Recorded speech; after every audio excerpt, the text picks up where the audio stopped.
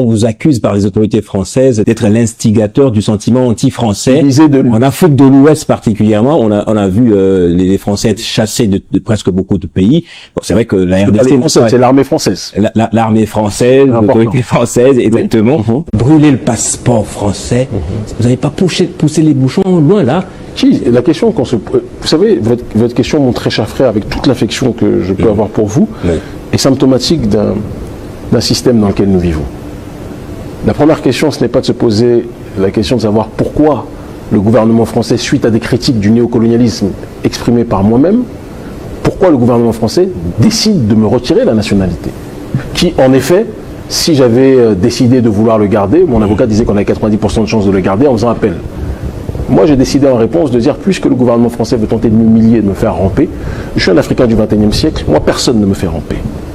J'ai des enfants, monsieur, mon cher frère. Et je veux que mes enfants apprennent à être fiers d'être des hommes noirs et des femmes noires. Je veux que mes enfants au XXIe siècle disent au monde entier que nous sommes fiers d'être Africains. Et que l'Africain peut exister sans pour autant être foncièrement connecté à l'oligarchie occidentale ou au monde occidental. C'est ce que j'ai fait. C'est ce que j'ai décidé. Et c'est dans cette direction que nous sommes allés. La gravité, ce n'est pas que je brûle le passeport par dignité. Oui. La gravité, c'est que le gouvernement français décide de retirer la nationalité à quelqu'un qui est né sur son sol, qui a grandi au pays et qui, normalement, par le droit du sol, ne peut pas se voir privé de sa nationalité. Mais ils l'ont fait parce qu'ils considèrent que le combat que je mène est celui qui est responsable de la chute de l'influence néocoloniale française en Afrique. Et bien pour moi, leur volonté d'essayer de me retirer la nationalité a été un ballon d'or quelque part. Et en brûlant le passeport, j'ai simplement voulu célébrer le fait que le noir du XXIe siècle ne sera pas un noir qui va ramper. Si vous voulez voir des noirs qui rampent, il suffit de voir les noirs qui sont à la tête de nos États, nos gouvernants, qui dès que la France ou l'Occident claquent des doigts, ils viennent et puis ils font leur bruitade que nous connaissons.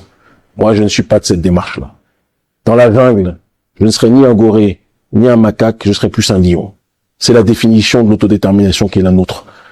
Nous préférons être libres dans la difficulté qu'être soumis dans leur prétendu confort. C'est ça la souveraineté. C'est ça l'indépendance. C'est ce que nous exprimait justement la révolution haïtienne.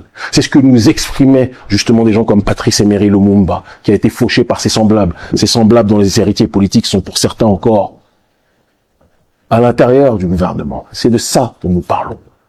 Moi, ce que je veux, c'est honorer la mémoire de nos aïeux, hommes et femmes, qui ont versé leur sang pour que nos populations africaines aux quatre coins du monde puissent se tenir debout. C'est la vision qui est la mienne.